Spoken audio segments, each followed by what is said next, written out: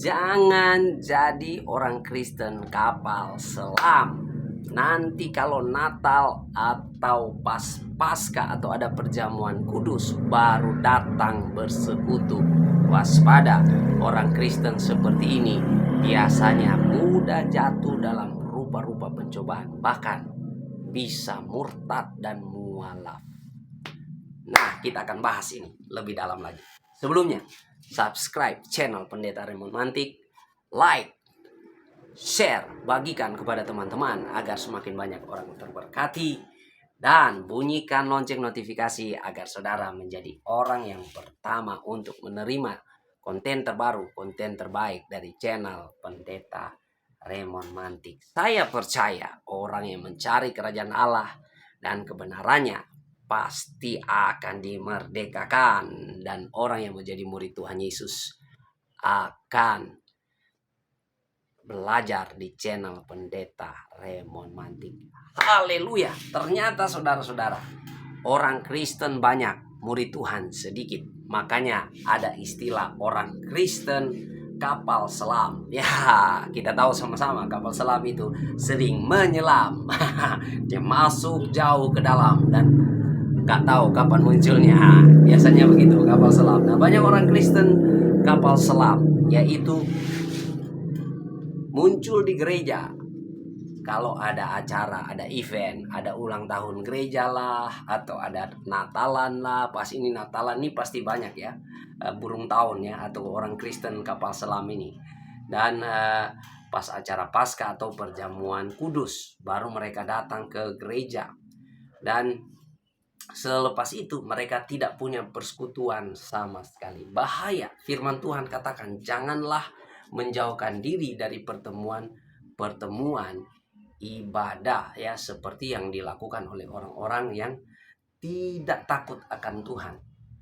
Orang Kristen yang sesungguhnya mereka bertekun dalam pengajaran rasul-rasul, mereka bertekun dalam doa, mereka bertekun dalam firman Tuhan ya. Orang Kristen kapal selam ini bahaya. Kenapa?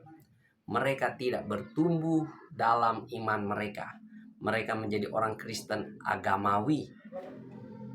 Agama mereka Kristen, tapi mereka tidak mempraktekkan iman, keyakinan Kristiani mereka. Mereka tidak mempraktekkan apa yang Tuhan Yesus ajarkan.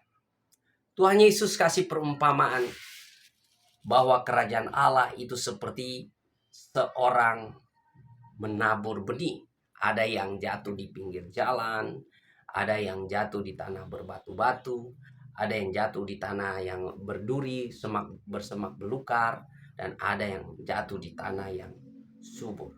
Dan ternyata yang jatuh di tanah pinggir jalan ya, seperti saya di sini sudah terbiasa dengan sawah. Jadi saya sudah sering lihat padi yang jatuh di pinggir jalan dan padi yang sengaja ditanam di sawah ya.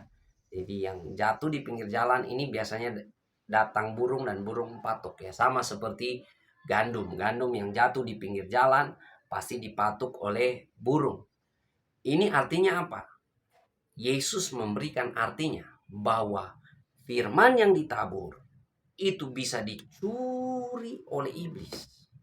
Firman yang ditabur itu bisa diambil oleh iblis supaya orang tersebut tidak menghasilkan buah. Sedangkan Tuhan merindukan setiap anak-anak Tuhan, setiap orang-orang percaya hidupnya menghasilkan buah 30 kali lipat, 60 kali lipat, bahkan 100 kali lipat. Yang artinya dalam hidupnya ada buah pertobatan. Ketika dia mengalami perjumpaan dengan Yesus, mendengarkan firman Tuhan Yesus, hidupnya menghasilkan buah pertobatan. Dia meninggalkan kehidupan yang lama, dia meninggalkan cara hidup yang lama, dan dia hidup dalam pertobatan. Dan yang kedua, dia hidup dalam buah pelayanan ya, 60 kali lipat. Hidupnya menghasilkan buah pelayanan. Artinya dia tidak sekedar jadi penonton saja ketika datang gereja, datang duduk ibadah dan pulang, datang duduk ibadah dan pulang selesai. Bukan jadi penonton, tapi orang yang datang memberi diri melayani. Makanya Tuhan Yesus katakan, Anak manusia datang bukan untuk dilayani, melainkan melayani, bahkan memberi dirinya sebagai korban penebusan salah. Makanya orang Kristen tuh harus melayani, dan Tuhan mau orang Kristen menghasilkan buah, melayani. Melayani di mana? Di gereja lokal di mana kita Tuhan tempatkan. Dan yang ketiga, menghasilkan buah 100%, yaitu menghasilkan buah roh dalam hidup kita. Semakin hari kita menjadi semakin seperti Yesus Kristus. Buah roh, kehidupan rohani kita menjadi dewasa, dan kedagingan kita semakin ditekan.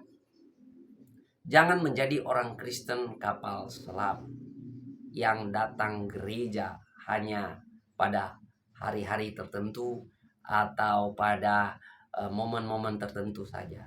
Tapi jadilah orang Kristen yang setia. Ingat kata Kristen. Banyak orang Kristen tidak mengerti kata Kristen. Mereka hanya tahu, oh saya agama Kristen. Tapi mereka tidak mengerti kata Kristen. Kata Kristen itu adalah sebutan untuk murid Tuhan. Sebutan untuk murid Tuhan, Kristianos. Artinya orang-orang pengikut Kristus, atau orang-orang yang mengikut Yesus, atau ejekan lain, Yesus kecil. Jadi Kristianos atau Kristus kecil.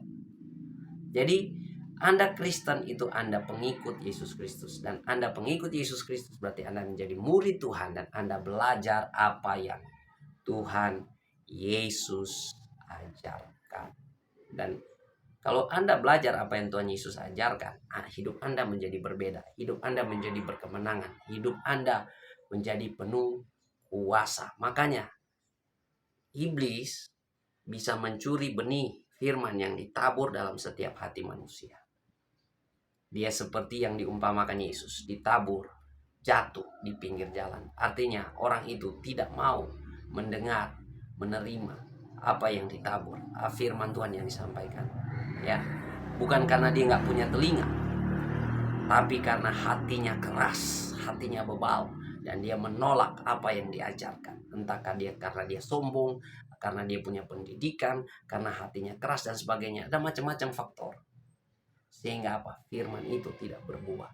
Seharusnya spirit murid bagi orang-orang Kristen. Orang-orang Kristen itu harus memiliki spirit murid, karena Tuhan mencari murid. Spirit murid itu sederhana. Mau belajar dan mau diajar. Senantiasa mau belajar dan mau diajar. Tidak pernah merasa tua untuk belajar dan diajar. Selalu terbuka untuk belajar dan diajar. Karena apa? Informasi sekarang terbuka. Pengetahuan itu selalu bertumbuh. Dan Alkitab tidak pernah ketinggalan. Alkitab selalu relevan sepanjang masa. Makanya jangan menjadi orang Kristen kapal selam. Orang Kristen kapal selam ketika mereka muncul kelihatan gagah, ganteng, wow, tampangnya keren, mantap, tapi rohnya kerdil. Rohnya nggak punya apa-apa. Rohnya sebenarnya mereka sedang berteriak, tolong kami, tolong kami. Makanya jadilah murid Tuhan yang sungguh-sungguh. Di momen-momen seperti ini, carilah Tuhan, maka kamu akan hidup. Siapa yang mengandalkan manusia dan mengandalkan dirinya sendiri, firman Tuhan katakan terkutuk. Tapi diberkatilah orang yang mengandalkan Tuhan. Sebagai orang Kristen, saya menghimbau saudara, sebagai pendeta hamba Tuhan, cari Tuhan di momen-momen seperti ini. Ketika Anda ada dalam pergumulan, ada dalam persoalan, cari Tuhan. Orang Kristen kapal selam yang tidak berakar pada ajaran, ketika ada arus pemikiran ya seperti ini, ada arus pemikiran seperti ini, mereka mudah terombang-ambing oleh rupa-rupa pengajaran. Mereka mudah terbawa arus ke sana ke sini, ya. Seperti yang sedang terjadi kepada teman kita Daniel Mananta yang saya sangat hargai, saya hormati. Namun sayang, ya, kalau dia menyetujui dan terikut oleh paham dari UAS yang tidak satu iman, yang punya ajaran yang berbeda, dia kena prank dari UAS. Kasih yang di sana beda dengan kasih yang di dalam Yesus Kristus tentu saja. Ya. Jadi bertobatlah, jadilah murid Tuhan sungguh-sungguh supaya Anda tidak terombang-ambing oleh rupa-rupa angin pengajaran. Carilah Tuhan maka kamu akan hidup. Yes. Subscribe channel Pendeta Raymond Mantik, like, share, bagikan kepada teman-teman agar semakin banyak orang terberkati. Dan ingat, bunyikan lonceng notifikasi agar saudara menjadi orang yang pertama menerima konten terbaik, konten terbaru dari channel Pendeta Raymond Mantik. Saya yakin dan percaya orang yang mencari kerajaan Allah dan kebenarannya pasti dimerdekakan. Dan orang yang menjadi murid Tuhan Yesus akan datang belajar di channel Pendeta Raymond Mantik. Maju terus dalam Tuhan, tetap semangat, berpegang terus pada ajaran Tuhan Yesus agar saudara tidak terombang-ambing oleh rupa-rupa angin pengajaran. Yes.